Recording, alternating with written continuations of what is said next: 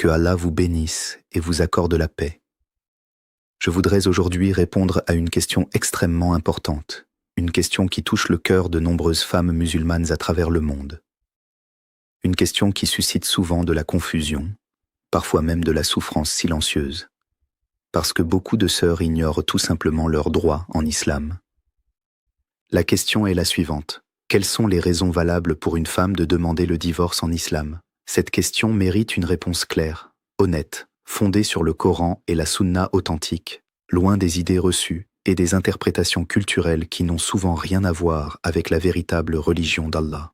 Avant de commencer, je tiens à remercier chacun d'entre vous pour votre présence, pour votre attention, et je vous invite dès maintenant à vous abonner à cette chaîne si ce n'est pas encore fait, à mettre un like à cette vidéo et à la partager autour de vous, car cette question concerne un nombre incalculable de foyers musulmans. Et il est de notre devoir collectif de diffuser cette connaissance pour que chaque femme, chaque épouse, chaque fille puisse connaître ses droits tels qu'Allah les a établis et non tels que certaines traditions culturelles les ont déformés. Il faut d'abord comprendre une réalité fondamentale que beaucoup ignorent ou refusent d'admettre. L'islam n'a jamais emprisonné la femme dans un mariage malheureux, bien au contraire. L'islam, cette religion de justice et de miséricorde, a établi depuis 14 siècles des mécanismes clairs permettant à une femme de mettre fin à un mariage qui lui cause du tort, qui bafoue sa dignité ou qui l'empêche de vivre pleinement sa foi. C'est une réalité historique extraordinaire quand on sait que dans de nombreuses civilisations de l'époque, la femme n'avait absolument aucun recours face à un mariage devenu insupportable. L'islam, au contraire, a instauré ce que l'on appelle le khoul, c'est-à-dire le droit pour la femme d'initier la dissolution du mariage, en plus d'autres mécanismes que nous allons détailler aujourd'hui. Le fondement de ce droit se trouve directement dans le livre d'Allah. Dans la sourate Al-Baqarah, Allah dit, et le sens en français est le suivant. Si vous craignez que tous deux ne puissent se conformer aux lois d'Allah, alors il n'y a aucun péché sur eux si la femme se rachète elle-même en offrant une compensation. Ce verset, mes frères et sœurs, est d'une importance capitale, car il établit sans ambiguïté que lorsque la vie conjugale devient impossible, lorsque l'harmonie prescrite par Allah entre les époux ne peut plus être maintenue, la femme dispose d'une porte de sortie légitime, honorable et reconnue par la charia elle-même. Ce n'est pas une innovation moderne, ce n'est pas une concession accordée sous la pression des sociétés contemporaines, c'est un droit ancré depuis la révélation du Coran. Il existe également un hadith fondateur à ce sujet, rapporté dans les recueils authentiques de Bukhari, concernant l'épouse de Thabit ibn Qais, qu'Allah les agrée tous les deux. Cette femme se présenta auprès du prophète, que la paix et les bénédictions d'Allah soient sur lui, et lui dit qu'elle ne reprochait rien à son mari concernant son comportement ou sa religion, mais qu'elle craignait de tomber dans la mécréance, c'est-à-dire de manquer à ses devoirs envers Allah à cause de l'aversion profonde qu'elle ressentait envers lui. Le prophète, dans sa sagesse infinie, ne lui demanda aucune justification supplémentaire. Il ne l'interrogea pas sur les détails intimes de sa vie conjugale. Il ne remit pas en question sa parole. Il lui demanda simplement si elle acceptait de rendre le jardin que son mari lui avait offert comme dot, et lorsqu'elle accepta, il ordonna la séparation immédiate. Ce hadith nous enseigne une leçon fondamentale. Le simple fait qu'une femme ne ressente plus d'amour, plus d'attachement envers son époux, sans même qu'il y ait de faute de sa part, constitue déjà, dans certaines conditions, un motif suffisant pour envisager une séparation par le khoul. Cela étant dit, mes chers frères et sœurs, il est essentiel de comprendre que le mariage en islam n'est pas un contrat que l'on brise à la légère.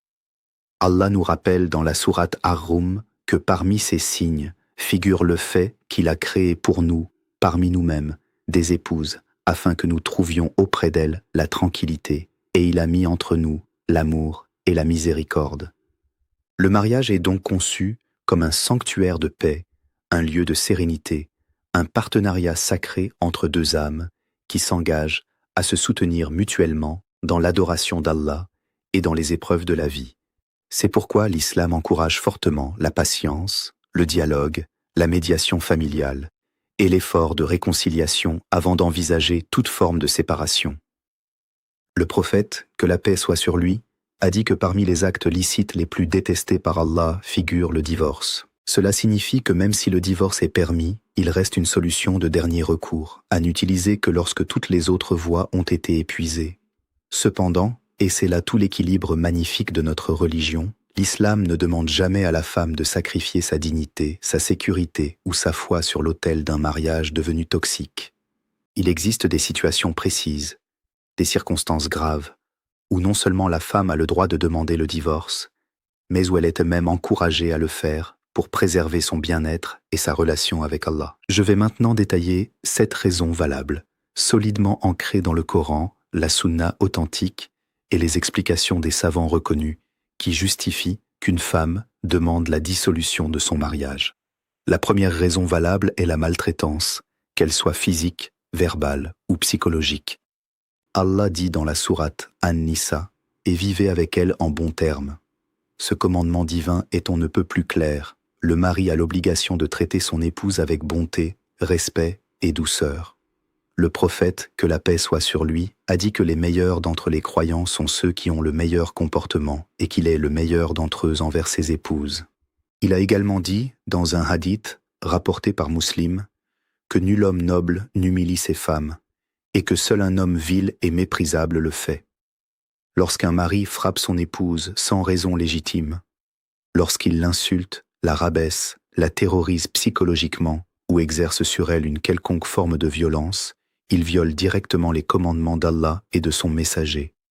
Une femme qui subit ce genre de traitement n'a absolument aucune obligation religieuse de rester dans un tel mariage. Bien au contraire, elle a le droit, et je dirais même le devoir envers elle-même, de chercher à s'en libérer, que ce soit par la voie judiciaire si les circonstances sont graves ou par le khoul si elle le souhaite. Certains prétendent, à tort, que la patience face à la maltraitance est une vertu islamique. C'est une compréhension totalement erronée de notre religion. La patience prescrite par l'islam concerne les épreuves de la vie, les difficultés matérielles, les désaccords mineurs du quotidien, mais jamais la soumission à la violence ou à l'humiliation. Allah est celui qui a créé la femme avec dignité, et personne n'a le droit de la priver de cette dignité, pas même son propre mari. La deuxième raison valable concerne le manquement du mari à ses obligations financières, ce que l'on appelle en arabe la nafaka. En islam, l'homme porte la responsabilité d'entretenir financièrement son épouse et ses enfants. C'est une obligation religieuse, pas simplement une coutume sociale. Allah dit dans la sourate At-Talaq que celui qui est aisé dépense selon son aisance et que celui dont les ressources sont limitées dépense selon ce qu'Allah lui a donné. Lorsqu'un homme, capable de subvenir aux besoins de sa famille, refuse délibérément de le faire, qu'il néglige ses responsabilités par paresse, par égoïsme ou par pure négligence, alors que l'épouse et les enfants souffrent de privation, cette femme a un motif légitime de demander la séparation. Il ne s'agit pas ici de l'homme qui traverse une période de difficulté économique, victime d'une perte d'emploi ou d'une crise financière indépendante de sa volonté, car dans ce cas, l'islam encourage la patience mutuelle et le soutien. Il s'agit plutôt de l'homme qui, par négligence volontaire ou par mépris envers sa famille, refuse d'assumer ce qu'Allah lui a imposé comme responsabilité. Les savants sont unanimes sur le fait que le refus persistant et injustifié de subvenir aux besoins de la famille constitue un motif valable de divorce à l'initiative de la femme. La troisième raison valable est l'abandon ou la désertion conjugale prolongée, en particulier lorsque le mari s'absente pendant une longue période sans raison légitime, sans nouvelles et sans pourvoir aux besoins de son épouse. Le prophète, que la paix soit sur lui, avait établi, à travers la pratique de ses compagnons, et notamment celle du calife Omar ibn al-Khattab, qu'Allah l'agrée, une limite raisonnable pour l'absence d'un mari, en particulier lorsqu'il s'agit d'un voyage ou d'une expédition prolongée. Il est rapporté qu'Omar, qu'Allah l'agrée, avait fixé une durée maximale de 4 mois pour l'absence des soldats combattants, en reconnaissance du besoin légitime de l'épouse d'avoir une vie conjugale normale et stable. Si un mari abandonne son épouse, disparaît sans explication, refuse de communiquer avec elle ou la laisse dans l'incertitude la plus totale pendant une période prolongée, sans justification religieusement acceptable, cette femme a parfaitement le droit de demander la dissolution de son mariage. L'islam ne permet pas qu'une femme reste indéfiniment suspendue, ni mariée, ni réellement libre, dans une situation d'abandon qui la prive de ses droits les plus fondamentaux, qu'ils soient matériels, affectifs ou intimes. La quatrième raison valable concerne les défaillances graves dans la relation intime, notamment lorsque le mari est dans l'incapacité durable et non résolue d'accomplir ses devoirs conjugaux, que ce soit en raison d'une impuissance permanente ou d'un refus persistant sans excuse légitime. Le mariage en islam comporte des droits mutuels, y compris le droit à une vie intime épanouie, car cela fait partie intégrante de la chasteté et de la stabilité du couple, comme Allah le mentionne dans la sourate Al-Baqarah lorsqu'il dit que les épouses sont un vêtement pour les maris et que les maris sont un vêtement pour leurs épouses. Cette image magnifique traduisant la protection mutuelle, l'intimité et le réconfort que les époux s'apportent l'un à l'autre. Lorsque ce droit fondamental est bafoué de manière durable, sans cause médicale traitable et sans effort de résolution, la femme concernée a le droit de solliciter la dissolution du mariage, car sa vie affective et intime, ses besoins naturels créés par Allah lui-même, ne peuvent être ignorés indéfiniment. La cinquième raison valable est liée à la négligence religieuse grave du mari, en particulier lorsque celui-ci abandonne des piliers essentiels de sa foi, comme la prière, de manière persistante et sans repentir, ou lorsqu'il entraîne son épouse vers la désobéissance envers Allah. Rappelons-nous le hadith de l'épouse de Thabit ibn Qais que j'ai mentionné plus tôt. Elle craignait de tomber dans la transgression des lois d'Allah à cause de son aversion pour son mari. Ce principe s'applique de manière encore plus forte lorsque c'est le comportement religieux du mari lui-même qui pousse la femme vers le péché, que ce soit en la privant de la possibilité de pratiquer sa religion normalement, en se moquant de sa pratique, en l'empêchant de prier, de porter le hijab si elle le souhaite, ou en adoptant lui-même des comportements contraires aux principes islamiques fondamentaux au point de menacer la stabilité religieuse du foyer. Le prophète, que la paix soit sur lui, a insisté à maintes reprises sur l'importance de choisir un conjoint pour sa droiture religieuse, précisément parce que cette droiture conditionne la qualité et la pérennité du foyer musulman.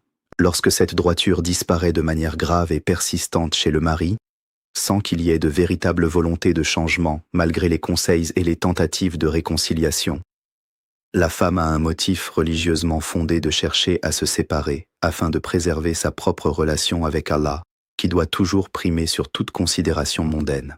La sixième raison valable est l'infidélité conjugale ou l'immoralité manifeste du mari. Bien que la fidélité soit exigée des deux époux en islam et que l'adultère soit considéré comme l'un des péchés majeurs les plus graves, condamnés explicitement dans le Coran, il arrive malheureusement que certains hommes trahissent la confiance de leur épouse par l'infidélité. Allah dit dans la sourate Al-Isra: « Et n'approchez pas de la fornication, car c'est une turpitude et le pire des chemins. » Ce verset s'adresse à l'ensemble des croyants, hommes et femmes confondus. Lorsqu'un mari est reconnu coupable d'infidélité, de fréquentation illicite ou d'un comportement immoral persistant qui brise le lien de confiance sacré du mariage, l'épouse est en droit de mettre fin à cette union. Certes, l'islam laisse également place au pardon et à la réconciliation lorsque le mari se repent sincèrement et manifeste un réel changement, car Allah aime ceux qui se repentent, mais l'épouse n'est en aucun cas obligée de rester dans un mariage marqué par la trahison si elle ne souhaite pas ou ne peut pas pardonner. C'est son droit absolu de choisir la voie de la séparation.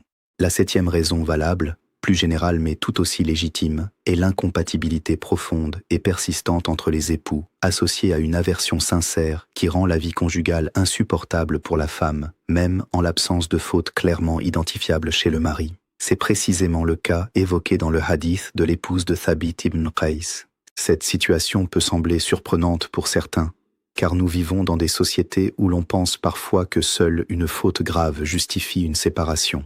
Mais l'islam, dans sa profonde connaissance de la nature humaine, reconnaît que le mariage repose avant tout sur l'harmonie, l'affection et la tranquillité mutuelle décrites dans la sourate Ar-Rum.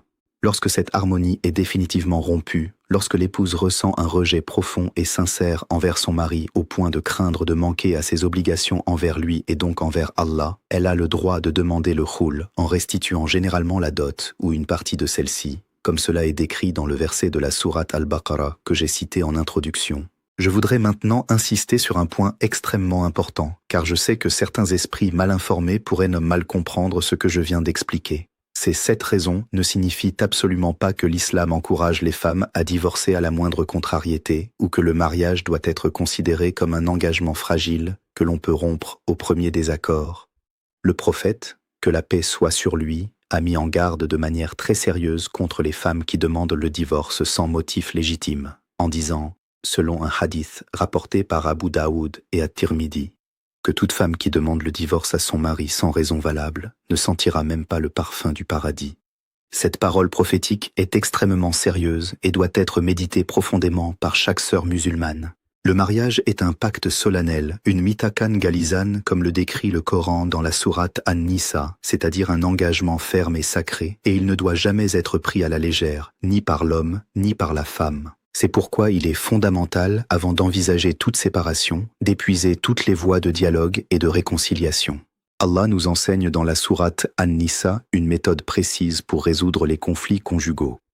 Il mentionne d'abord l'exhortation et le conseil sincère, puis, si le problème persiste, la distance temporaire dans le lit conjugal comme moyen de réflexion, et enfin, si aucune amélioration n'est constatée, le recours à un arbitrage familial, avec un représentant de chaque famille, afin de tenter une réconciliation sincère avant d'envisager la séparation définitive. Cette méthode graduelle, empreinte de sagesse et de miséricorde, montre à quel point l'islam valorise la préservation du foyer et cherche par tous les moyens à éviter la rupture, tant qu'elle n'est pas absolument nécessaire. Il est également essentiel de rappeler que la femme qui souhaite recourir au khul doit, dans la plupart des écoles juridiques, restituer la dot qu'elle a reçue, ou une partie de celle-ci selon les circonstances et l'accord entre les parties, sauf dans les cas où le tort causé par le mari est manifeste et grave, comme la maltraitance, auquel cas certains savants estiment que la femme peut être dispensée de cette restitution, voire que le mari peut être contraint de lui verser des arriérés de dot, comme cela est mentionné dans les écrits de l'imam Ibn Rushd, qu'Allah lui fasse miséricorde. Il est également recommandé, dans la mesure du possible, que la demande de khul passe par un juge islamique compétent ou une instance religieuse reconnue, afin d'assurer un traitement juste et équilibré de la situation, protégeant les droits de chacun, y compris ceux des enfants s'il y en a. Mes chers frères et sœurs, il est important de comprendre que ce sujet touche des millions de foyers musulmans à travers le monde, et que le silence autour de ces questions cause souvent plus de mal que de bien. Combien de femmes souffrent en silence, pensant à tort que leur religion leur interdit de chercher une issue à une situation de souffrance, alors qu'en réalité, c'est une méconnaissance de leurs droits islamiques qui les maintient prisonnières d'un mariage destructeur. Combien d'entre elles endurent la maltraitance, la négligence ou l'abandon par peur du jugement social ou par crainte de désobéir à Allah, alors qu'Allah lui-même leur a accordé ce droit à travers son livre et la sunna de son messager? C'est pourquoi il est de notre responsabilité, en tant que communauté, de diffuser cette connaissance, de la rendre accessible et de rappeler que la justice en islam s'applique aux deux sexes, sans exception. Je voudrais également m'adresser directement aux hommes qui nous écoutent aujourd'hui. Ce rappel n'est pas uniquement destiné aux femmes, il vous concerne tout autant, si ce n'est davantage. Vous portez une responsabilité immense envers vos épouses. Allah vous a confié leur bien-être, leur protection, leur dignité. Le prophète, que la paix soit sur lui, a dit que le meilleur d'entre vous est celui qui est le meilleur envers sa famille, et qu'il était lui-même le meilleur envers les siennes.